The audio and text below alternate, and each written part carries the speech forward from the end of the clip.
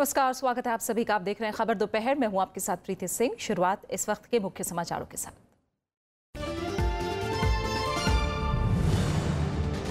संसद के मॉनसून सत्र की तारीखों का ऐलान। सीसीपीए की बैठक के बाद संसदीय कार्य मंत्री अनंत कुमार ने दी जानकारी। 18 जुलाई से 10 अगस्त तक चलेगा सत्र।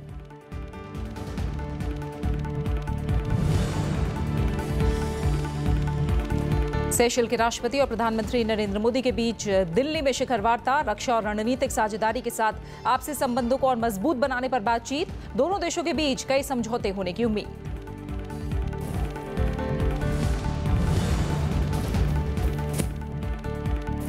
– 2022 तक किसानों की आय दोगुना करने का लक्ष्य हासिल करने में सहकारी समितियों की अहम भूमिका। वैकुंठ भाई मेहता स्मृति व्याख्यान में उपराष्ट्रपति एम वेंकैया नायडू का संबोधन। समितियों को तकनीक का इस्तेमाल कर ग्रामीण क्षेत्र में रोजगार और कौशल विकास बढ़ाने की सलाह।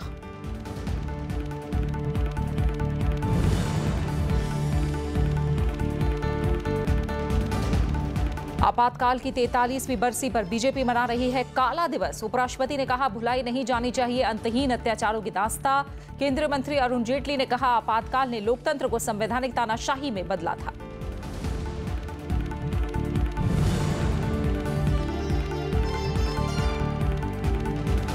फीफा विश्व कप में आज 4 अहम मुकाबले। ग्रुप ए में रूस से उरुग्वे और सऊदी अरब की मिस्र से भिड़ंत। ग्रुप बी में स्पेन का मोरक्को और पुर्तगाल का ईरान से मुकाबला।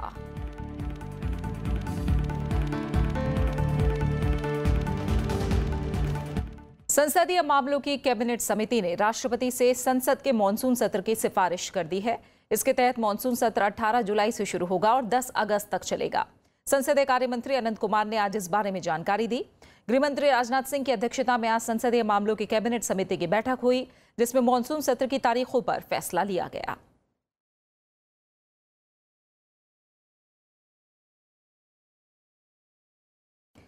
और अब खबरें सेशल के राष्ट्रपति के भारत दौरे से जुड़ी।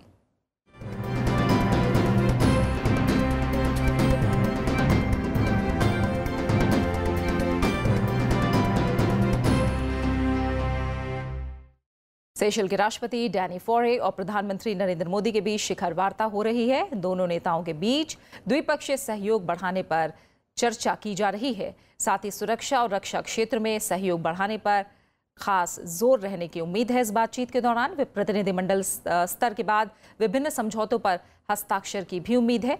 सेशल के राष्ट्रपति की यात्रा का मकसद दोनों देशों के बीच आर्थिक और रणनीतिक संबंधों को और मजबूत बनाना है। इससे पहले विदेश मंत्री सुषमा स्वराज ने सेशल के राष्ट्रपति से मुलाकात की। विदेश मंत्रालय के प्रवक्ता रवीश कुमार ने ट्वीट करके बताया कि दोनों नेताओं के बीच द्विपक्षीय रिश्तों को विस्तार देने के सभी पहलुओं पर चर्चा हुई, खासकर क्षमता निर्माण, मानव संसाधन विकास और दोनों देशों के लोगों के बीच संपर्क बढ़ाने के मुद्दों पर बातचीत हुई। सेशल के राष्ट्रपति डैनी फोरे राष्ट्रपिता महात्मा गांधी की समाधि पर गए और उन्हें श्रद्धा सुमन अर्पित किए।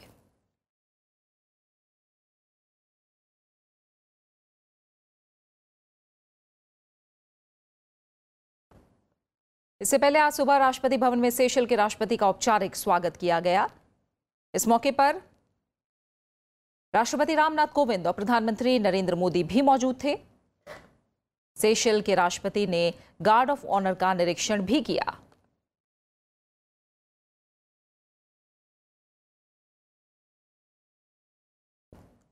इस दौरान तेज गर्मी के कारण इंडियन एयरफोर्स के गार्ड की तबीयत बिगड़ गई और स्वागत समारोह के दौरान वो गिर पड़े। प्रधानमंत्री नरेंद्र मोदी ने रुककर गार्ड के स्वास्थ्य के बारे में जानकारी ली।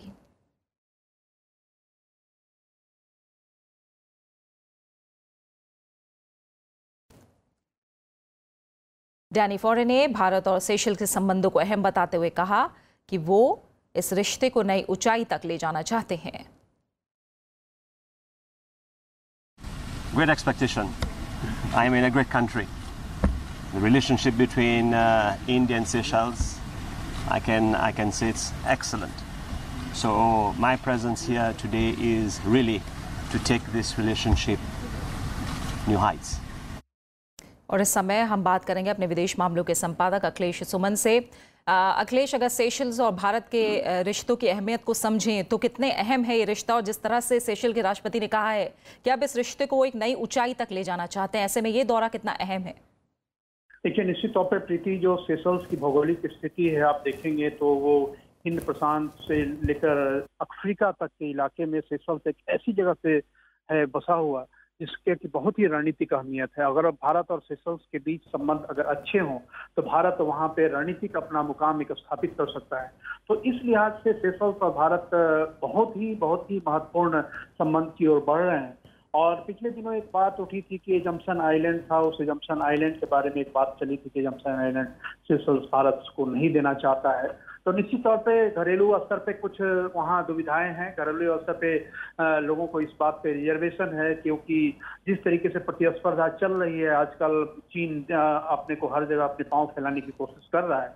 वहाँ घरेलू स्तर पे एक ऐसी स्थिति बन रही है कि इस प्रतिस्पर्धा में सेशल्स न फंसे। लेकिन भारत का जो स्टैंड है, भारत चाहता है कि विकास कार्यक्रमों के लिए खासतौर पे जो उस आइलैंड के माध्यम से हम मौसम के बारे में, सैटेलाइट के साथ कनेक्शन के बारे में बहुत सारी ऐसी चीजें हम स्थापित कर सकते हैं। इसका विकास के मामले में बहुत बड़ा अहम योगदान होगा।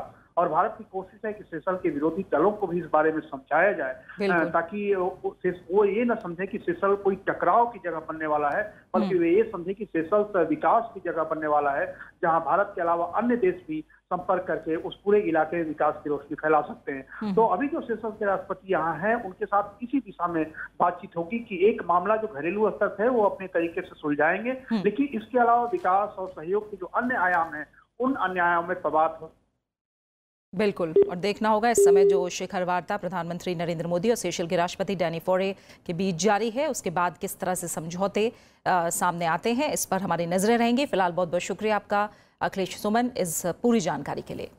खबरों में आगे बढ़ेंगे। आपातकाल के विरोध में बीजेपी आज देश भर में काला दिवस मना रही है। आपातकाल के दौरान हुए अत्याचार की याद में केंद्रीय मंत्री विजय गोयल ने दिल्ली के विजय चौक मेट्रो स्टेशन के गेट नंबर 6 पर एक प्रदर्शनी का आयोजन किया है, जिसका उद्घाटन केंद्रीय मंत्री थावरचंद गहलोत और गिरिराज सिंह ने किया।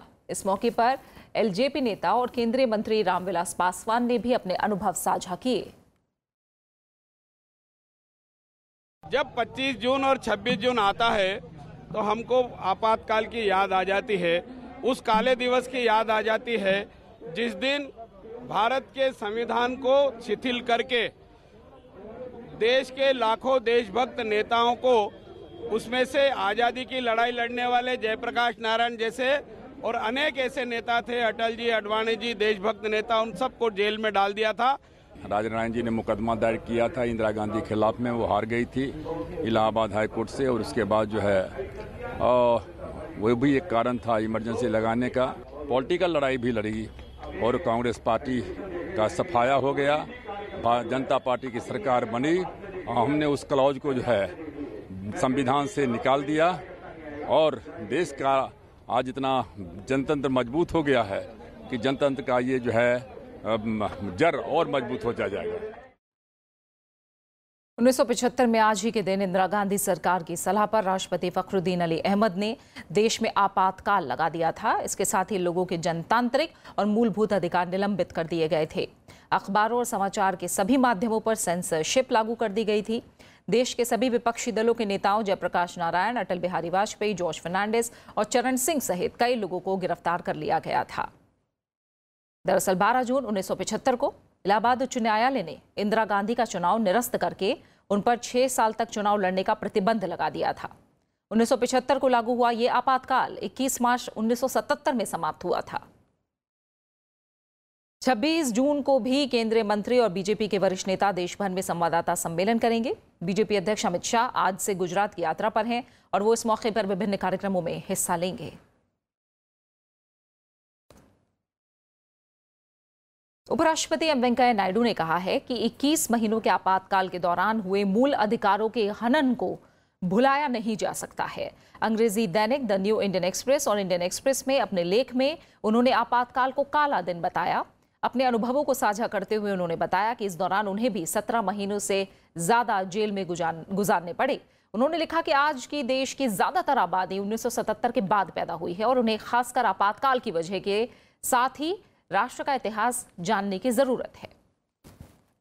उपराष्ट्रपति ने लिखा कि आपातकाल के दौरान नागरिकों के मौलिक अधिकारों का निलंबन किसी भी तरह से जायज नहीं ठहराया जा सकता। उन्होंने ये भी बताया कि इस दौरान प्रधानमंत्री नरेंद्र मोदी भूमिगत रहकर आपातकाल के खिलाफ समर्थन जुटा रहे थे। उपराष्ट्रपति ने लिखा कि उन्होंने लोकतंत्र को मजबूत करने के लिए और विशेष रूप से युवा पीढ़ी को याद दिलाने के लिए आपातकाल के अत्याचारों की दास्तां को दोहराया है। केंद्रीय मंत्री अरुण जेटली ने भी 4 दशक पहले तत्कालीन प्रधानमंत्री इंदिरा गांधी के नेतृत्व वाली सरकार की ओर से लागू आपातकाल को याद किया। अरुण जेटली ने आपातकाल के बारे में इमरजेंसी रिविजिटेड शीर्षक से 3 भागों वाली श्रृंखला का दूसरा हिस्सा आज जारी किया।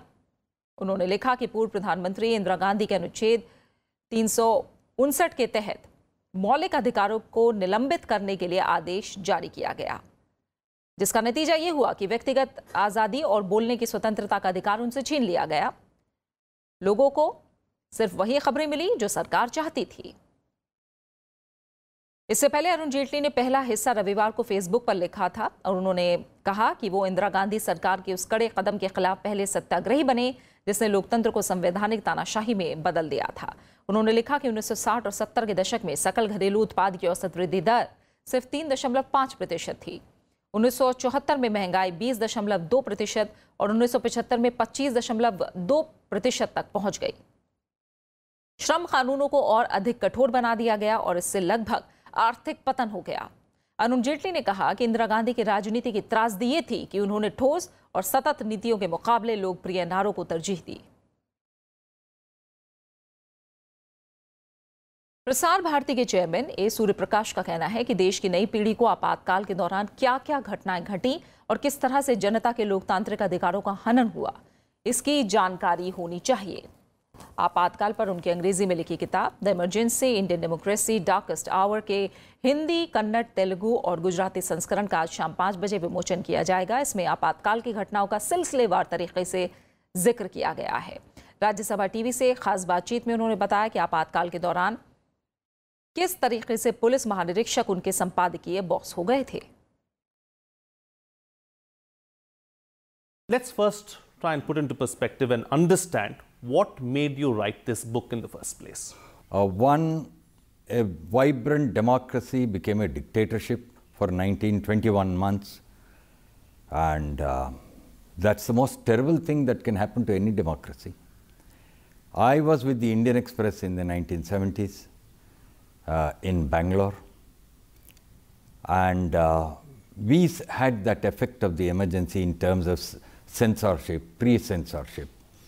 My own personal experiences, which were quite terrible in the sense that we had an Inspector General Police was appointed as the chief censor in Karnataka, and he thereby virtually became my chief editor. Can you imagine a man in uniform correcting the copies that we write? And so we would go during the day and, on our reporting assignments, come back, editorials, our reports, everything would go to the Inspector General Police office. Was that the case everywhere, sir? No, in every state they had a chief censor. They had different kinds of people. This was the biggest, this was a way of humiliating the free press, of humiliating Indian Express. So we were subjected to pre-censorship, and the Inspector General of Police became the chief censor. He had a battery of police inspectors and some information department guys. Can you imagine police inspectors sitting and deciding what will go into print? और प्रसार भारती के chairman A Suryaprakash से ये पूरी बातचीत आप देख सकते हैं हमारे खास कार्यक्रम टू द पॉइंट में आज शाम 4:30 बजे। और फिलहाल यहाँ रुकेंगे एक छोटे से ब्रेक के लिए, आप बने रहिए हमारे साथ।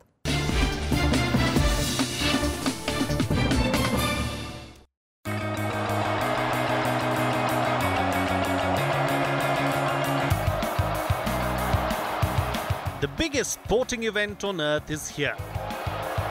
Top teams will compete to be crowned world champions. Complete analysis of all the matches. Don't miss Rajya Sabha TV's coverage of the FIFA World Cup every day at 7 p.m.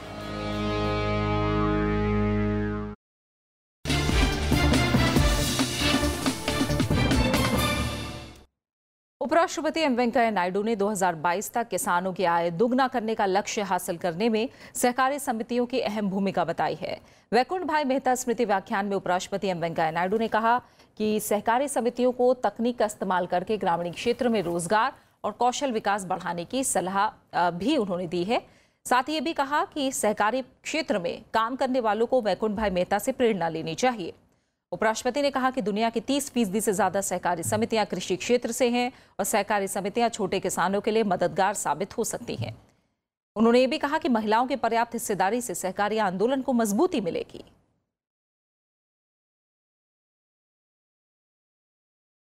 We need to strengthen cooperatives so that they can work for the welfare of the farmers and give them credit at the time they need a reasonable rate of interest.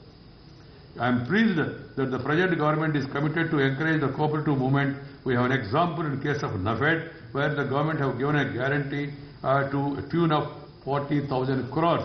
Cooperatives for their sustainable existence and to serve the members better have to diversify their operations in new areas like honeybee production, seaweed farming, etc. The cooperative should also train the farmers in the right of use of fertilizers and also train them in new technologies related to agriculture farming. The cooperative, through their wide network in the rural areas, have won the trust of the farmers more than any other institution. Various schemes of the government like Jana Dhana Yojana, Pradhan Mantri Fasal Bhima Yojana, Pradhan Mantri Krishi Sichai Yojana, Mudra scheme provide a good opportunity for the cooperatives to collaborate with the government and reap multiple benefits. Because there is every need to strengthen the cooperative movement among the women. Women know the value of money. They won't waste money. That's why the government is putting money in their account. And then if the self-help groups become sustainable. वित्त मंत्री पीयूष गोयल ने कहा है कि बुनियादी ढांचे के विकास के लिए अगले 10 साल में $4.5 खरब निवेश की जरूरत होगी। उन्होंने ये बात मुंबई में एशियाई ढांचागत निवेश बैंक यानी AIIB की तीसरी सालाना बैठक में कही है। वित्त मंत्री ने कहा कि परियोजनाओं के लिए फंड जुटाना और अंतर्राष्ट्रीय कर्ज की बढ़ती ब्याज दरें बड़ी चुनौती है। उन्होंने इसके लिए बहुपक्षीय वित्तीय संस्थाओं की जरूरत पर जोर दिया। 2 दिन की इस बैठक का आयोजन वित्त मंत्रालय और एशियन इंफ्रास्ट्रक्चर इन्वेस्टमेंट बैंक ने मिलकर किया। बैंक के गवर्नर पैनल मीटिंग में सदस्य देशों के वित्त मंत्री शामिल हुए। इसमें connectivity within and beyond Asia, leveraging finance और Asia infrastructure and mobilising finance for infrastructure के लिए वित्तीय लामबंदी जैसे विषयों पर चर्चा होगी। AIIB के कॉर्पोरेट सचिव सर डेनिंग एलेक्जेंडर ने बताया कि भारत एशियाई ढांचागत निवेश बैंक का दूसरा सबसे बड़ा हिस्सेदार है। प्रधानमंत्री नरेंद्र मोदी कल बैठक को संबोधित करेंगे। In some sense, the growing need for multi-development banks in the Asian context also resonates very well with the thrust that the Modi government is giving to creating sustainable infrastructure in the country. We do believe that a robust framework which is predictable, simple, easy to navigate and also very stable is necessary for infrastructure to come into the country, investment to come into the country. We also believe that highest levels of probity, transparency and accountability are very important ingredients for the success of investments in infrastructure. And our energies and efforts in the last 4 years have been focused in creating that framework which excites investment into India. Seychelles के राष्ट्रपति Danny फॉरे और प्रधानमंत्री नरेंद्र मोदी के बीच शिखर वार्ता के बाद इस समय तमाम समझौतों पर हस्ताक्षर किए जा रहे हैं। ये आपको सीधा लिए चलते हैं। Concludes the signing of agreement ceremony. I now request the spokesperson of the External Affairs Ministry to conduct the proceedings.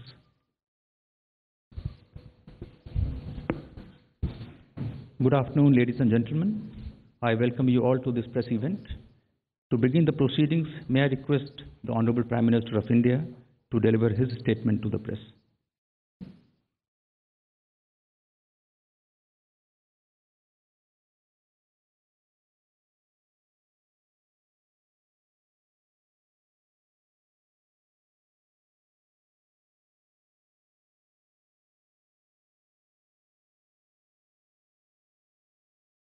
Excellency Rashtrapati Danny Forde,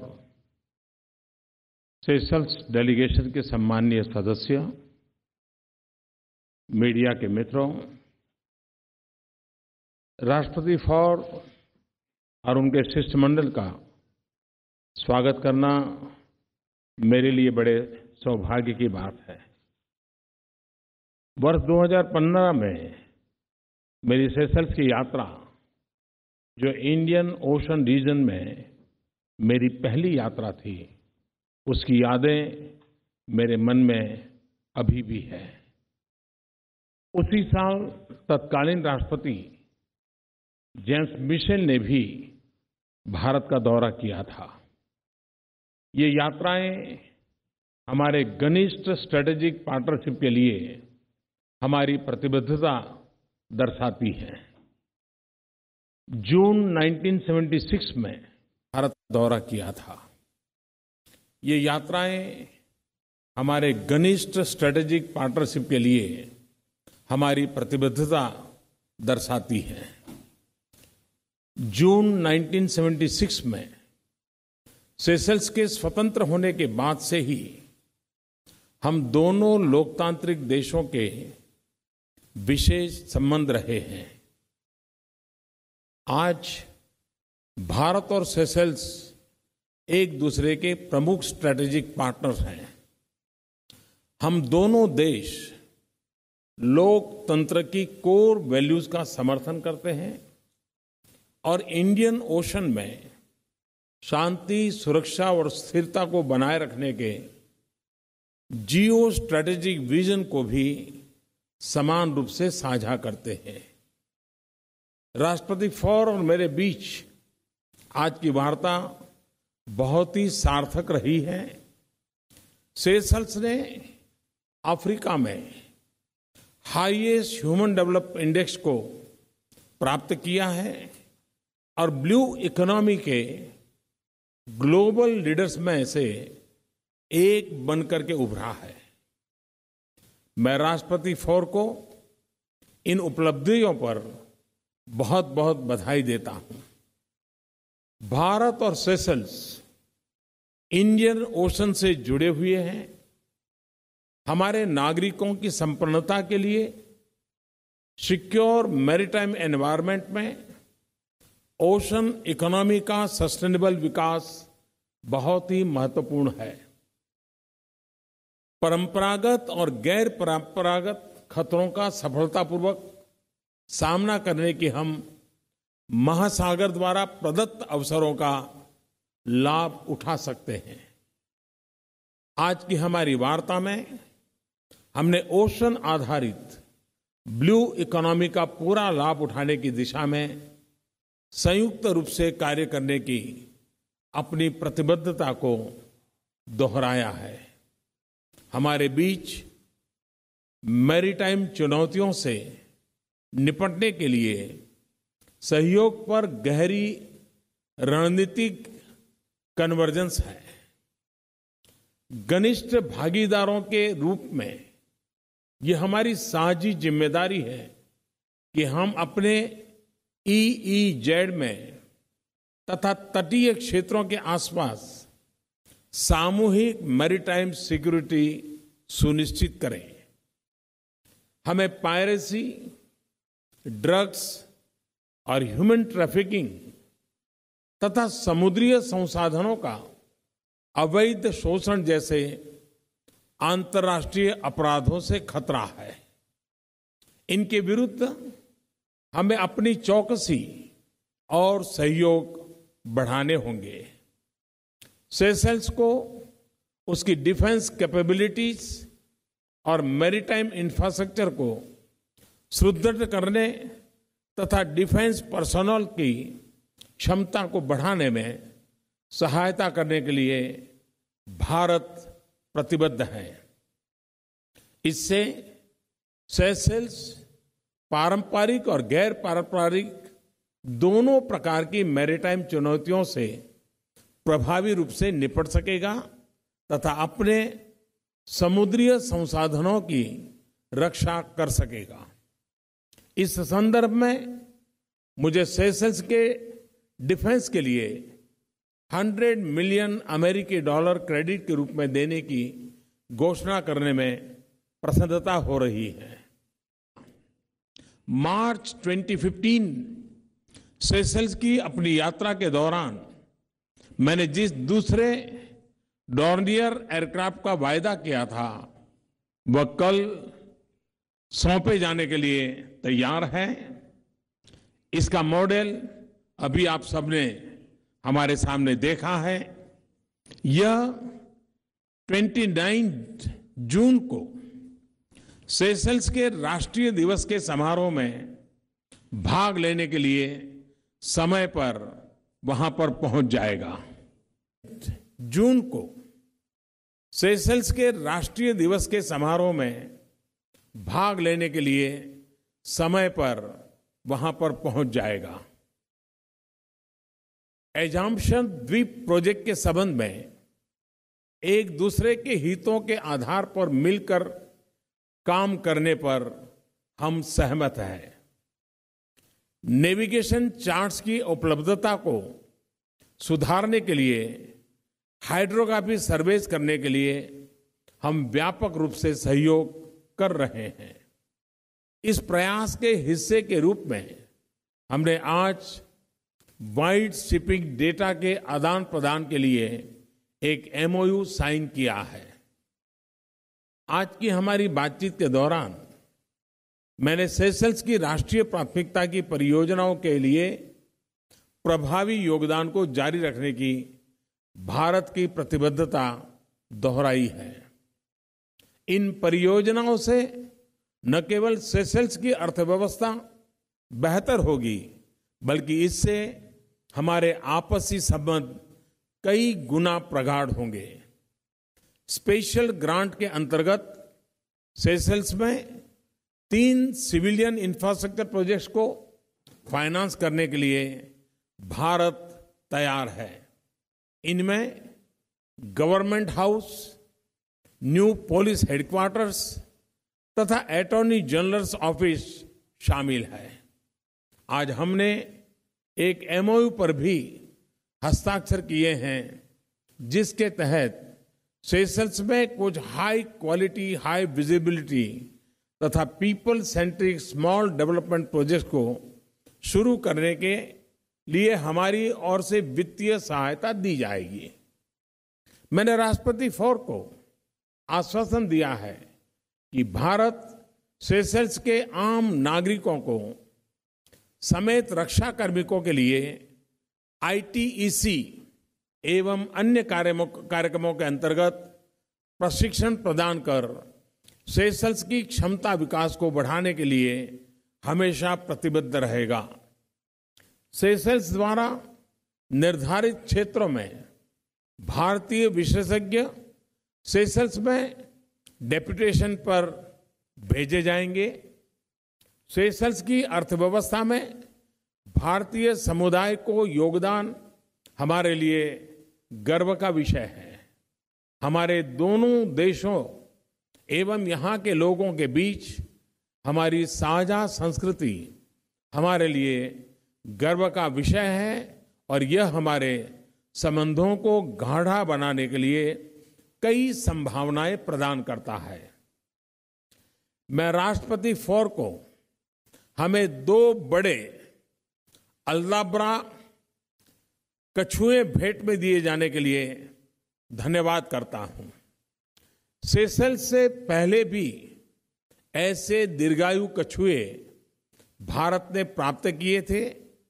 वे 3 शताब्दियों के साक्षी रहे। भारत में इस जीव को और प्रकृति के अन्य अनेक जीव जंतुओं, पशुओं, पौधों को बहुत श्रद्धा और प्रेम से देखा जाता है। ये दीर्घायु कछुए आगे भी हमारी चिरंतन मित्रता और उसके शुभ प्रभावों के प्रतीक रहेंगे।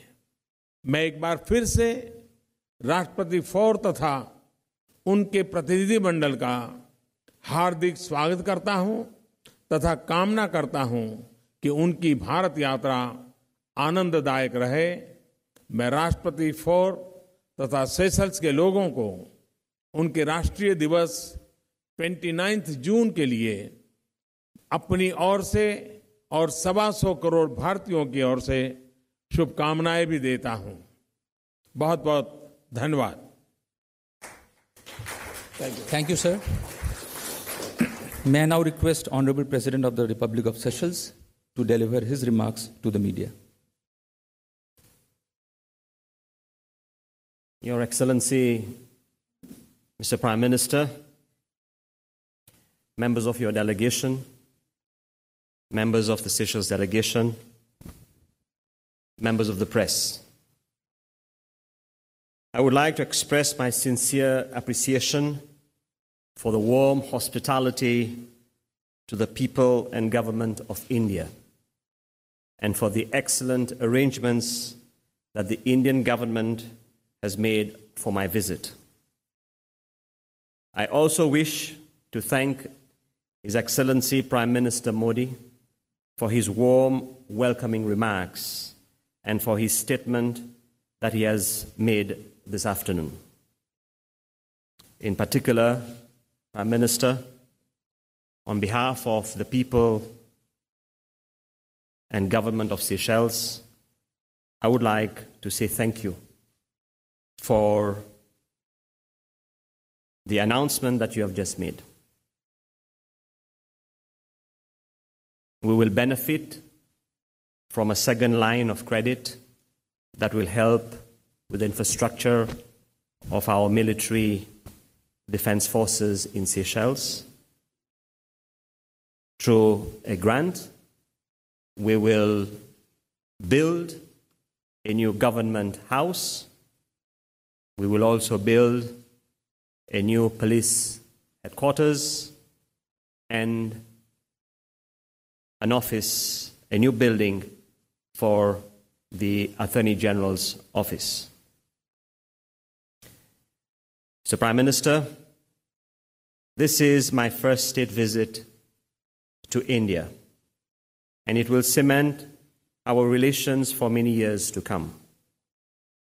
India is one of our closest and most reliable partners, and a nation with which we share a lot historically, culturally, and economically. I bring with me the greetings and good wishes of the people of Seychelles to the people of India. Over the last few days, I have traveled to Ahmedabad, Gujarat, and Goa. On every occasion, we were received as dear friends, and we are touched by the kindness of our hosts and the close attention to detail that made it both pleasant and fruitful. Yes, India is incredible and has everything: outstanding natural landscapes, a diverse and vibrant culture, the rich legacy of an ancient civilization, and an outstanding level of mastery of many new skills and technologies that ensure the country performs an increasingly dominant economic role on the world stage. Under the strong leadership of Prime Minister Modi, India has a visionary understanding of what is at stake in the region and beyond, especially in terms of security and defense. And to address the challenges of our time when it comes to climate change, multilateral trade negotiations, and bridging the gaps of inequality. Seychelles and India share many features. For instance, we are outward-looking maritime nations. In 2020, Seychelles will celebrate 250 years of documented human history since the first settlers arrived. We will also mark 250 years of Indian presence. As you know, 5 Indians from Tamil Nadu were among the first settlers in our archipelago. Generation after generation, Indian influences have been integrated into our Seychelles Creole culture to become a vital part of our national fabric. Today, we consider our close connection with India as very special. Since its independence in 1976, Seychelles has taken impressive strides in nation building and in the socio-economic development of its people. It has been able to do so with the support of partners like India. The main thrust of this visit is to emphasize the strong friendship that exists between our two nations, based on shared affinities, steeped in history and a unique and deep brotherly connection. Today, this relationship is vibrant, wide-ranging, and very promising. Prime Minister Modi's visit to Seychelles in March 2015 refreshed the Seychelles-India collective memory, and my state visit to India today reaffirms our common engagement to take our relations to new heights. We want to make our relations even more result-oriented, to better respond to the needs and expectations of our citizens, to benefit not only our two countries, but more importantly, our people. My discussions with Prime Minister Modi were frank and productive. We have noted with satisfaction that over the past decades, cooperation between Seychelles and India has been growing smoothly from strength to strength. We have, over the past decades, developed a strong and mutually beneficial cooperation at both bilateral and regional levels. Prime Minister Modi and I have expressed our strong desire to elevate our bilateral relations to a more comprehensive partnership of a greater strategic importance for the two countries. We have also reaffirmed the role of our Joint Commission for Bilateral Cooperation in consolidating our ever-expanding relations. We noted with satisfaction positive outcomes of the 9th India-Seychelles Joint Commission that was held in Seychelles recently between the 14th and 15th of May. We have also noted the long list of bilateral in culture, cybersecurity, maritime safety and security cooperation, diplomacy, infrastructure development, and the training of Panaji Goa and Victoria Seychelles. In the context, security cooperation, diplomacy, infrastructure development, and the training of Panaji Goa and Victoria Seychelles. In the context of maritime security, Assumption Island was discussed. We are equally engaged and will continue to work together, bearing each other's interest in mind. We have underscored our commitment to remain at the heart of joint initiatives and collective efforts to stimulate and facilitate cooperation in fields representing priorities on the sub-regional, regional, and continental agendas. Prime Minister, I take this opportunity to thank the press for their presence and the support. Thank you for supporting this joint set of common and mutually beneficial goals Seychelles and India want to achieve and will achieve in the near future. Thank you, Mr. Prime Minister. Thank you, Excellency. This concludes the press event. Thank you all for joining. Seychelles के राष्ट्रपति और प्रधानमंत्री नरेंद्र मोदी के बीच शिखर वार्ता के बाद दोनों नेता साझा बयान जारी कर रहे थे। इस दौरान दोनों देशों के बीच 6 करार पर हस्ताक्षर किए गए हैं और संबंधों को और मजबूत बनाने पर जोर दिया गया है। इस दौरान प्रधानमंत्री नरेंद्र मोदी ने कहा कि सेशल्स के स्वतंत्र होने के बाद से हमारे विशेष संबंध हैं। दोनों देश लोकतांत्रिक मूल्यों का समर्थन करते हैं। दोनों देश हिंद महासागर से जुड़े हुए हैं और पायरेसी और ड्रग्स जैसे अंतर्राष्ट्रीय अपराधों के खतरों से निपटने के लिए आपसी सहयोग बढ़ाने की जरूरत है। नौवहन चुनौतियों से निपटने के लिए गहरी सामूहिक रणनीति बनाने पर जोर दिया गया है। साथ ही नौवहन चार्ट की उपलब्धता के लिए व्यापक सहयोग जारी रखने पर सहमति बनी है।